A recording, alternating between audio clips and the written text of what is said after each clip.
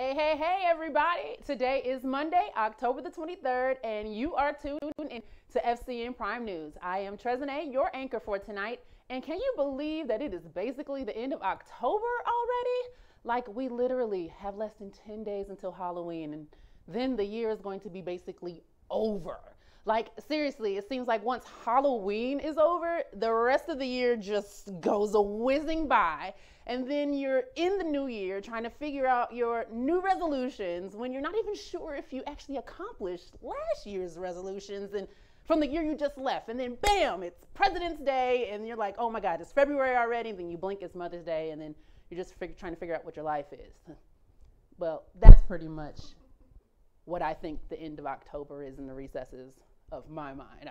I don't know about you, but anywho, we are here and you know how it goes. We are simulcasting live on Facebook and YouTube. So leave your thoughts in the comments and we will read them aloud on the air.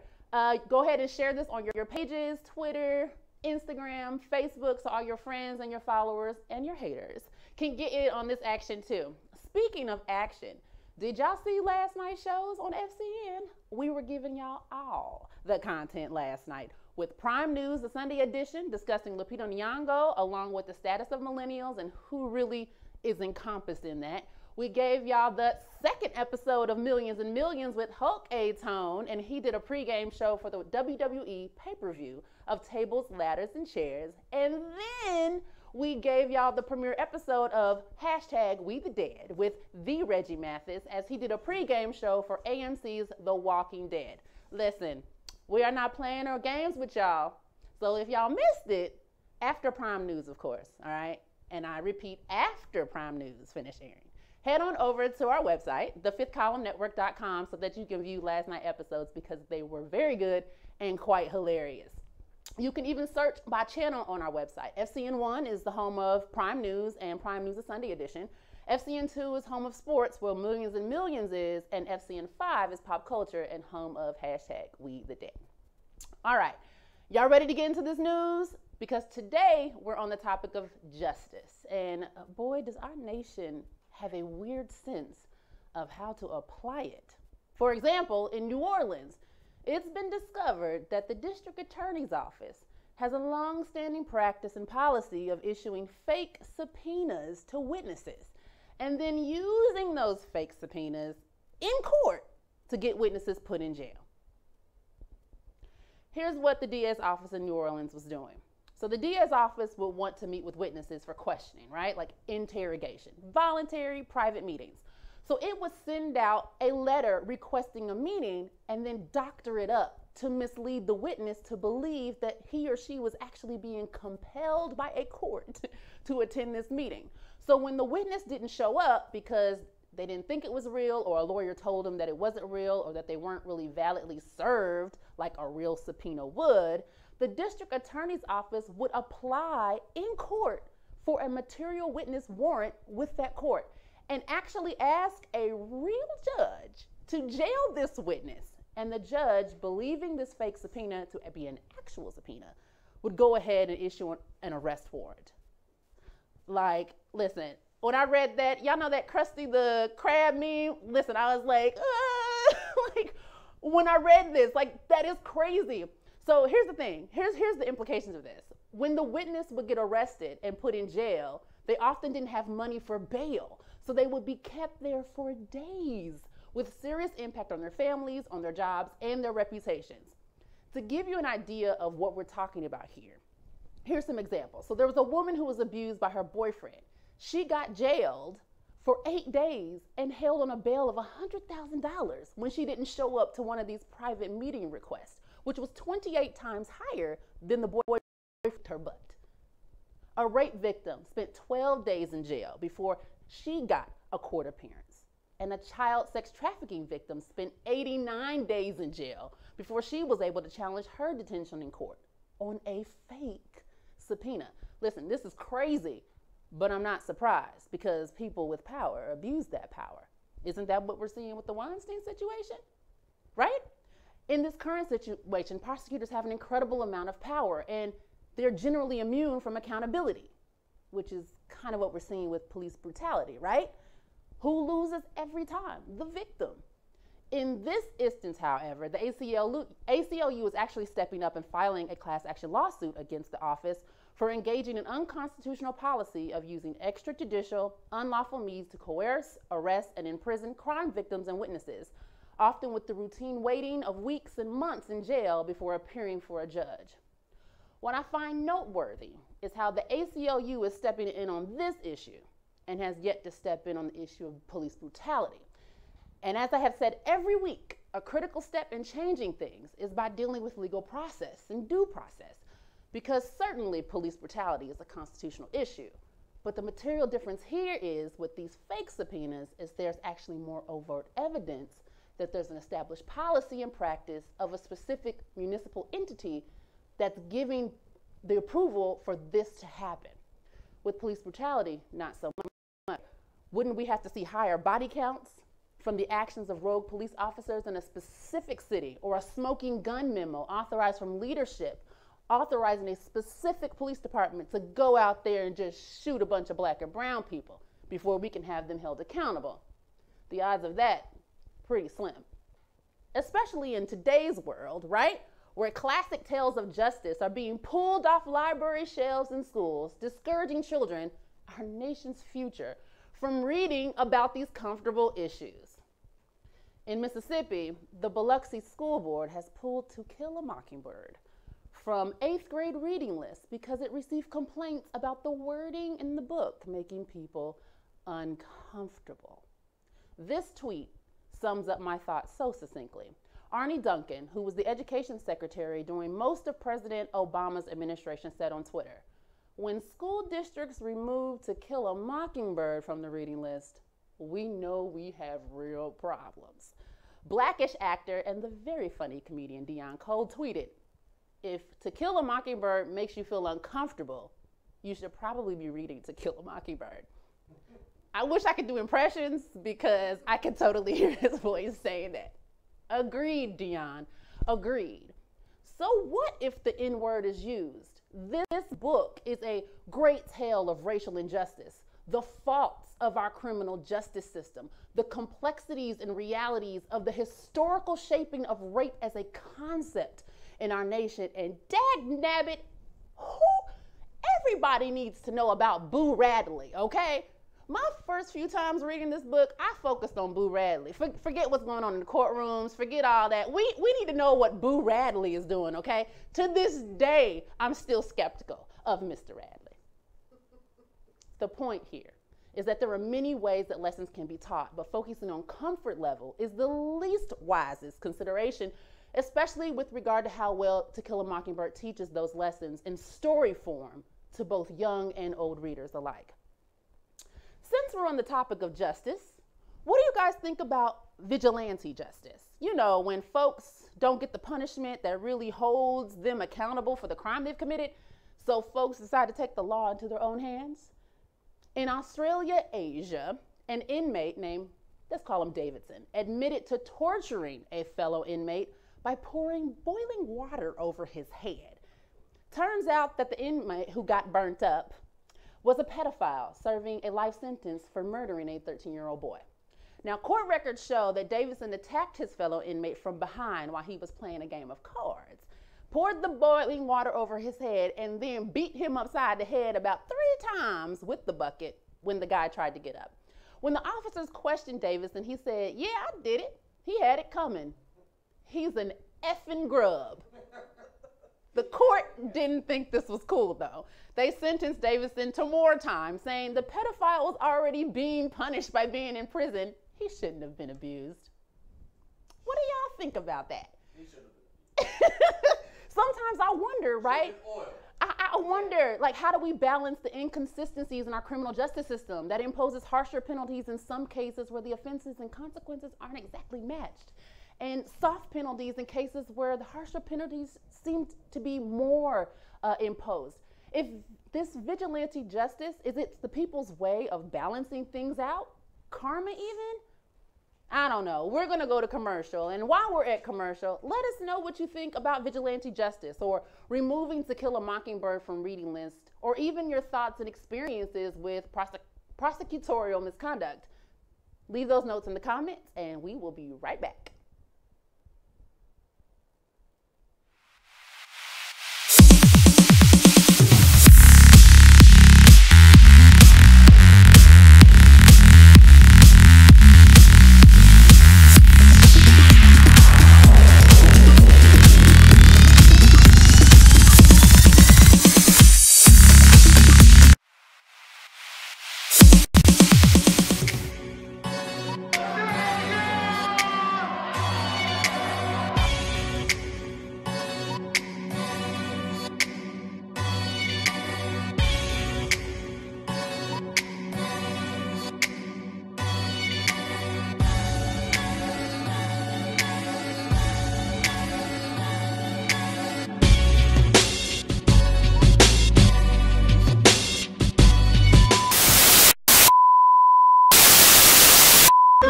Evil Corp.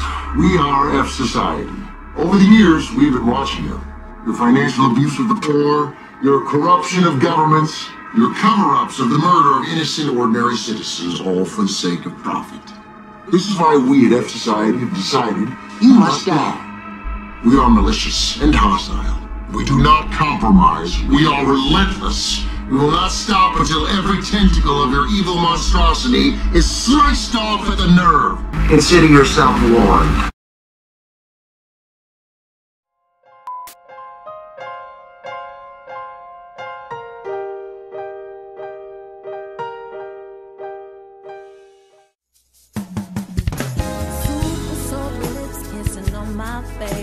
The next question needs to be yours on my place.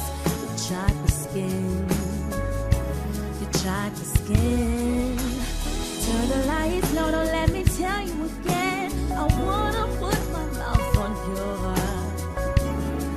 chocolate skin, your chocolate skin.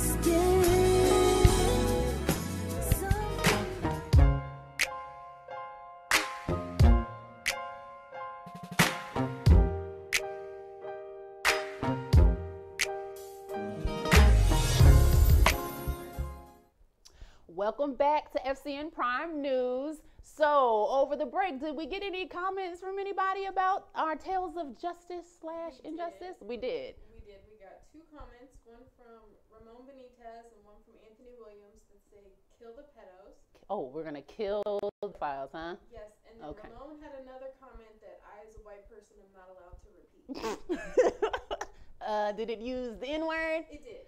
Okay, y'all go ahead and look in the comments to see what he said there. Go ahead. All right, so I don't know if you guys know, but here at the Fifth Column Network, we celebrate the global majority. And one of those segments is women. And while, yes, it is fall 2017, and that means Halloween and the holiday season is creeping up on us, there's another reason to celebrate. The magazine Ms. is celebrating its 45th anniversary, and guess who's gracing the cover? Wonder Woman. For those who aren't as familiar, Ms. is a magazine that was started by feminists in the 70s using the iconic abbreviation Ms. as its title, MS. Ms. was a huge thing as women now had a new way to be addressed outside of Miss, M-I-S-S, which designates being an unmarried woman, and Mrs., which we all know designates being married. Ms. was finally an equivalent to Mr., which don't tell you a doggone thing about a man's marital status. Hashtag unequal. I personally don't mind the title Miss being used in social context. You want to send me an invitation to your wedding or a dinner party? Sure, you can call me Miss Trezene all day long. But when I get a professional correspondence with Miss in it, it drives me bonkers. My marital status ain't got a darn thing to do with why you need to do what I said you need to do for my client, okay? She said doo-doo. Anywho, I digress. Mostly because I also get a lot of professional correspondence with Mr. in front of my name, so I really want that issue dealt with first. I'm going to be the male Trezene. That's funny. Speaking of amazing women, there was a recent event where outstanding female journalists were being celebrated, and I was very inspired by the work of these women, so I really wanted to share this with you guys as well. So on October 18th in New York City, the International Women's Media Foundation honored several outstanding female journalists at the 2017 Courage in Journalism Awards. The honorees were selected for exhibiting extraordinary bravery and courage as they reported from areas of instability, oppression, and conflict. This year's honorees included Deborah Amos. She was a Middle East respondent for NPR News who's worked on numerous front lines covering Syria's violence and protracted crisis, and she also was kidnapped in Somalia. There's Sania Toykin, a reporter for Radio Free Europe in Kazakhstan, who was harassed, threatened, and scrutinized for her reporting on government corruption and labor issues. And finally, Hadil Yamani, who was the first woman television correspondent for Al Jazeera Arabic in Yemen and has also covered the Civil War. Andrea Mitchell, longtime chief foreign affairs correspondent for NBC News and host of MSNBC's Andrea Mitchell Report, she received the Lifetime Achievement Award for entering her 5th decade of political reporting. Congratulations to all these women for their amazing work, their dedication, and their sacrifice. Meanwhile, in the city of Detroit, 20 women of color have been recognized as solutionaries for the forward movement in the city's economic development plans. Women of color make up 47% of Detroit's population, and yet 70% of them didn't feel included in the conversation on how the city was going to move forward and economically. So the Institute of Policy Studies issued a report based on in-depth interviews, focus groups, and surveys with Black, Latina, Arab, and Asian women in the city of Detroit. And the report is called I Dream Detroit, the voice of vision of women of color on Detroit's future. And it highlighted women and their stories, complete with high quality photographs. It aimed to raise the profile of the city's women of color leaders and to counteract the negative perceptions of them. The report is organized to showcase 4 types of solutionaries: service providers, policy advocates, entrepreneurs, and those who are fueling economic development. The report is really a great read, and it's delightful to look at because of all of the photos of so many women of color who have been just, beautimized with their makeup and their hair. It's really nice to look to see women of all different cultures and racial backgrounds featured. So we're definitely going to post that on the website so you guys can take a look at that after the airing. And lastly, do I got any Lego collectors out there? Because Lego has decided to honor the women of NASA.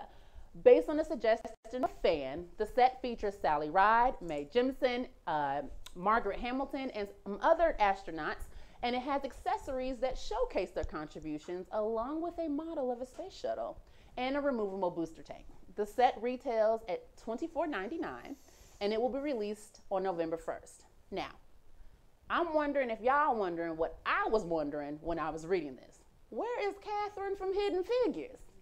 Well, it turns out she wasn't overlooked.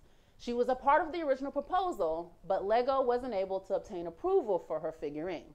So it sounds either crazy or fishy to me, because either Lego wasn't trying to pay no real money and no royalties, or the Johnson family or whoever owns her intellectual property probably demanded too much money and Lego was like, we good. Anyway, I think the set is a pretty good idea. What do you guys think about the Lego set? If you could come up with your own Lego idea, what would it be? Because Lego is always accepting ideas. Let us know in the comments, and when we get back from commercial, you're gonna hear from J-Co with, oh, he's saying no commercial. We're gonna kick it straight to J-Co since he's throwing a tantrum over there. And you'll get your sports news.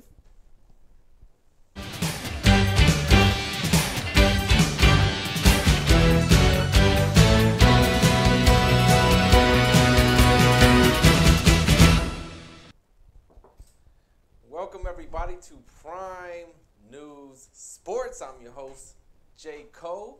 You can follow me at JCoIsIt. And Tresnay, I really do appreciate you calling me out there. That's the first thing that I want as a co-host is to be put out there before I go on air for all my fans. It was a fantastic feeling, and I appreciate it. So keep that up. I was not throwing a tantrum. Lies. In our top sports story tonight, NBA guard Eric Bledsoe apparently took one look at this NBA season and said, I don't want to be here. No, I mean literally. He tweeted, I don't want to be here. He said exactly that after the Phoenix Suns fired their head coach, 3 games into the season. Sources say that Bledsoe had a meeting with the Suns GM. Sources also say that the GM told him to go home, and the GM is now saying Bledsoe has played his last game for the Phoenix Suns. Now, they are actively shopping for him. They're going to try and trade him. Obviously, they don't want him on the team anymore. He doesn't want to be there. It's mutual. But I mean, when did it become okay for people to publicly tweet things of this nature? I mean, now it goes all the way up to the president, but it's been in the sports world for quite a while. So you are telling everybody what you feel about your organization. It's just stupid. I'm sorry, but it's extremely stupid. I'm going to tell you why. If you are putting this information out there, you handcuff your team. Now, everybody knows you don't want to be there. The team knows you don't want to be there, and the other teams are now like, oh, Phoenix Suns are desperate to get rid of this guy, and they're going to give them bottom dollar. This is what you do. You go to your team. This is the reason why I'm frustrated. This is the reason why I do not want to be here anymore. I'm not going to stand for it. You guys are going to trade me. I won't say anything. You put the feelers out there. These are the places I want to go. Get top dollar for me. If they don't do it, well, by all means, get to Twittering. Tell people these losers don't know how to value a man like me. I'm going somewhere else. But until that happens, keep it private. Now he's going to end up, well, where he's going to end up. Actually, I think we had a tweet there from from J. Cole is it. It says, at ebled2, I don't want to be here. At Suns. First of all, we traded you to the Nets. Hashtag NBA, hashtag Phoenix, hashtag you can't fire me, I quit. Hashtag we the five. We have a comment. We have a comment coming in. Ramon Benitez Yes. says, you canceled To Kill a Mockingbird, but we can still shop for black male athletes. Now that is a good question and a good comment, Mr. Senor Benitez. I'm gonna now, just because of that comment, I'm gonna address the shopping of black athletes because this is prevalent throughout sports. There was a tweet by Colin Cowherd a little while ago where he compared one of the NFL athletes to a horse, a stud. That's how people view athletes. They are horses that run out until you put them out to pasture. They're things. They're objects for entertainment. They're not real people. So on that end, I can understand when a frustrated person like Eric Bledsoe sees how his team isn't doing anything, isn't making good moves. You fired a coach 3 games into the season. Man, I don't want to be here. So I get it. I do. At the same time, you still need to value yourself. The other one, the people, the owners, most of the fans, they're not going to value you. So I appreciate that, Mr. Benitez. And then in our next story, what is my next story? What do we got up there? Okay, yeah. So this is actually in a direct response to a comment I got, I think, last Prime News, where somebody asked me, really? Soccer? Really? Now, first of all, it's football. America is the only place that calls it soccer. But I'm going to show you exactly why we talk about soccer. Go ahead. I'm gonna wait before you run this. I'm gonna set this up. Toronto FC was down in Atlanta playing Atlanta United, and Josie Altadira, I think his name is, just scored a goal and he was celebrating. Go ahead and roll that clip.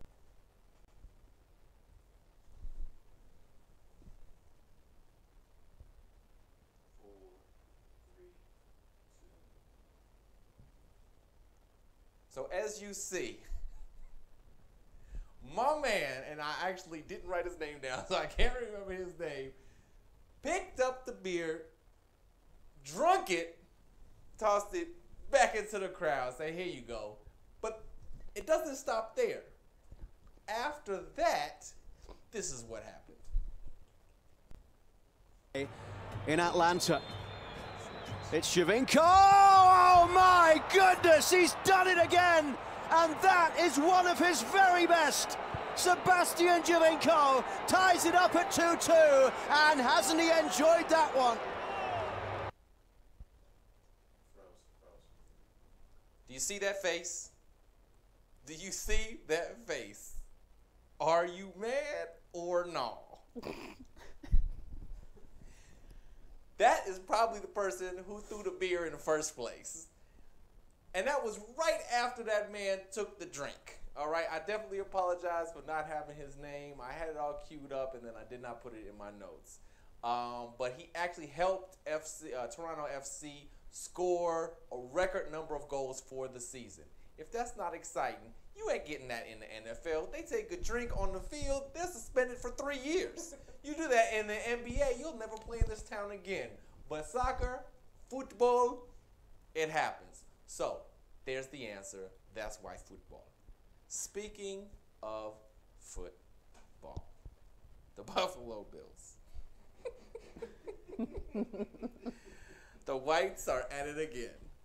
A Buffalo Bills fan, I got two. I think I got the graphics full screen so you guys can see. The first screenshot is the man's leg is in the air. For some reason, Buffalo Bills fans like to light tables on fire and jump into them. Is that a good idea? No. Why? Because your shirt will inevitably catch on fire, as this young man's did. Idiot was drinking, and guess what? His shirt caught on fire. We had a tweet from @BillyKid925. He said, "Look what the people boycotting the NFL are missing out on." Indeed, Billy, indeed. But, you know, I still don't want to watch. Moving on. Final story of the night. Ladies and gentlemen, we have got here the World Series. The Houston Astros are going up against the Los Angeles Dodgers. Game 1 is tomorrow night. I think this is the first time in history 2 100-win teams are meeting together in the World Series. Guaranteed one of those 100-win teams is going to win. But which one, you ask? Oh, yes, I did so good on my pre-series predictions. I'm going to be at it again. With 0 of my original teams in the World Series, now I'm at a 50-50 chance I cannot lose.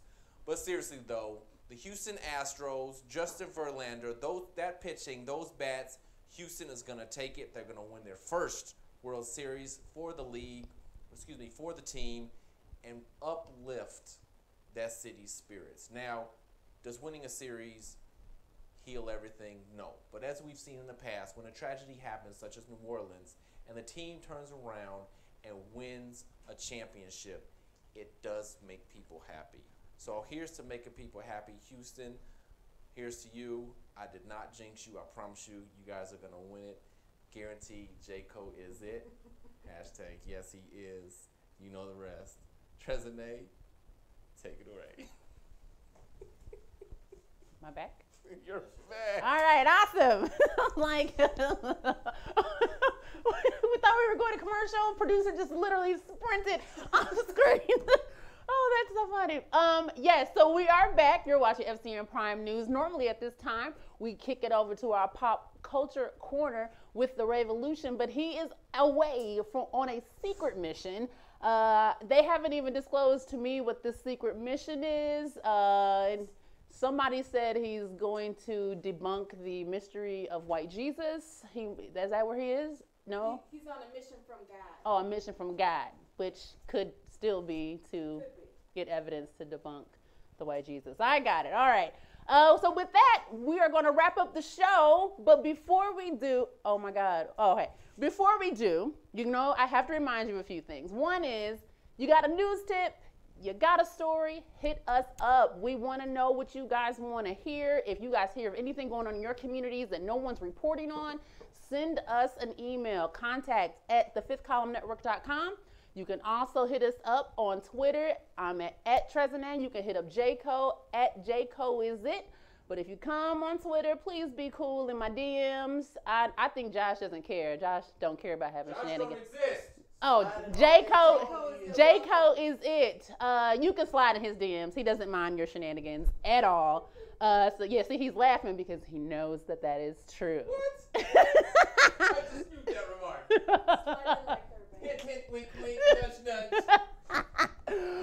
And on Wednesday, we will be back with the pregame show for Mr. Robot. You know, here at FCN, we don't give you the post show because that's lame. We come before the show. You can kick it with us, drink with us, laugh with us as we recap the prior episode and give our predictions on what's going to happen in that storyline that night. So don't miss that. Mr. Robot on Wednesdays, and FCN Prime News, of course, will be back on Thursdays at 7 p.m.-ish, as always.